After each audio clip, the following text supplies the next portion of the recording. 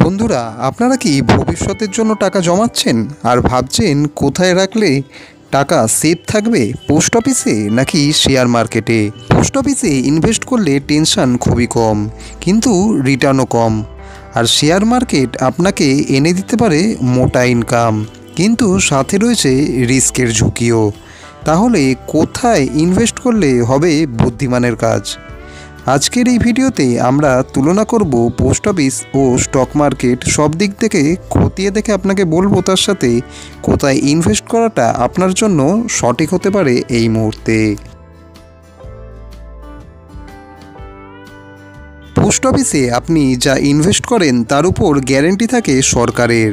Interest rate থাকে সাধারণত 6 থেকে 7.5% বা 7.5% এর মধ্যে। স্কিম অনুযায়ী ট্যাক্স বেনিফিটও এখানে পাওয়া যায়। ধরুন পিপিএফ, এনএসসি ইত্যাদি বিভিন্ন স্কিম এখানে আছে, যাতে আপনি ট্যাক্স বেনিফিট পাবেন।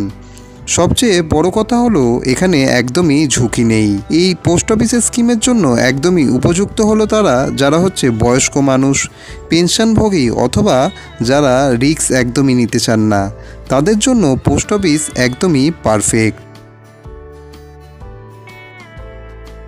এখানে আপনি কোম্পানির শেয়ারে ইনভেস্ট করেন, যেটা লাভে গেলে আপনার লাভ আর লসে গেলে আপনার ক্ষতি।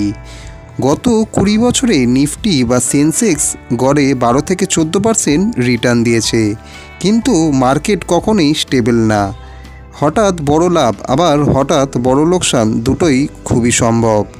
শেয়ার মার্কেটে টাকা লাগানোর আগে ভালো জ্ঞান দরকার, নয়তো লোকসান একদম 200% নিশ্চিত। যারা দীর্ঘমেয়াদে ইনভেস্ট করতে চান আবার রিস্ক নিতেও প্রস্তুত এবং যারা শেখার আগ্রহ রাখেন, তাদের জন্য শেয়ার মার্কেট হতে পারে একটা দারুণ অপশান। তাহলে বন্ধুরা, আপনারা কি নিরাপদে ধীরে ধীরে টাকা বাড়াতে চান, নাকি একটু রিস্ক নিয়ে বড় রিটার্নের পথে যেতে চান? কোনটাকে আপনি বেছে নেবেন, পোস্ট অফিস নাকি শেয়ার মার্কেটের ইনভেস্টমেন্ট? কমেন্টে আপনাদের মতামত জানাতে একদমই ভুলবেন না। দেখা হবে পরবর্তী ইম্পর্টেন্ট টপিকের আরেকটি ভিডিও নিয়ে।